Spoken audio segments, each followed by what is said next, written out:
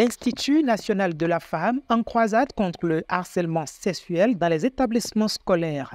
Quelques semaines après avoir rencontré les têtes couronnées et les chefs religieux, l'Institut national de la femme, présidé par Maître Huguette Bopeyakadia, a entamé une tournée dans les lycées et collèges. L'objectif de cette initiative est de sensibiliser les acteurs éducatifs sur le harcèlement sexuel et d'autres formes de violence basées sur le genre.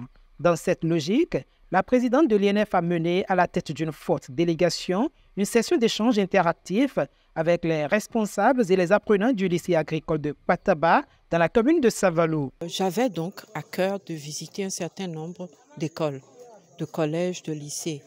J'en étais là lorsque l'ONG Apretectra m'a rendu une visite accompagnée d'une petite délégation des cellules voix des filles qu'elle a aidé à mettre en place au niveau des lycées techniques agro-pastoraux. Et donc, quand j'ai reçu ce plaidoyer qui parlait particulièrement des conditions d'éducation et de vie dans les lycées techniques agricoles, j'ai estimé que le moment était vraiment venu de commencer donc mes activités de visite des écoles par les lycées techniques agricoles. Donc cette année, cette semaine, j'en visite 5 et le tout premier, c'est le lycée technique agricole de Pataba. Donc aujourd'hui, j'ai combiné deux objectifs. Celui de parler, de sensibiliser au sujet du harcèlement sexuel en milieu scolaire et celui également d'être à l'écoute vraiment du contenu du plaidoyer qui m'a été adressé. La meilleure façon de procéder, c'est de se rendre sur le terrain.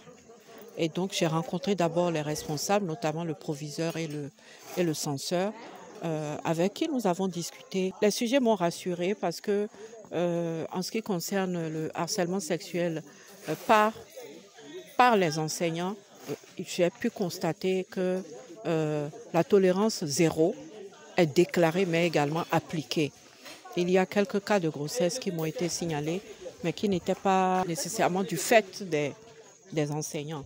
Cette visite au lycée de Pataba a été motivée par une démarche de l'ONG Apetrectra qui avait sollicité l'appui de l'INF pour l'amélioration des conditions d'apprentissage des jeunes filles. L'ONG Apetrectra a accompagné lors de la journée internationale de la jeune fille le 11 octobre 2024 les représentants des cellules voix des filles que nous avions installées au niveau du lycée Pataba pour donner un plaidoyer à l'endroit de la présidente de l'Institut national de la femme afin de les aider à porter leur voix auprès du gouvernement de son Excellence Patrice Talon pour qu'ils puissent prendre en compte les difficultés que ces jeunes filles apprenantes des lycées agricoles subissent tous les jours dans leur quête de connaissances.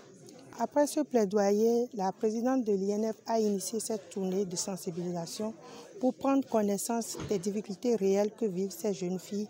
Et l'ONG Apretectra, qui est la chef de file du consortium Apretectra MRJC, dans le cadre de la mise en œuvre des activités du projet Accès équitable qui a été financé par Éducation à voix haute et le Partenariat mondial pour l'éducation, mise en place au niveau du lycée Pataba, la cellule voix des filles que nous accompagnons depuis 2024 sur des renforcements de capacités pour permettre à ces jeunes filles de rehausser le niveau de leur confiance en soi, de faire des activités de redevabilité au niveau des équipes de gestion du lycée. Et donc, nous avions choisi cette tournée pour remettre des équipements à ces membres cellules voix des filles pour leur permettre de travailler à renforcer les activités que cette cellule mène déjà au sein du lycée agricole de Pataba. Après cette étape au lycée agricole de Pataba, la délégation de l'Institut national de la femme a poursuivi son périple, mettant le cap sur le lycée de Adjaromé pour y mener le même exercice de sensibilisation. INF, engagés ensemble! INF, engagés ensemble! INF,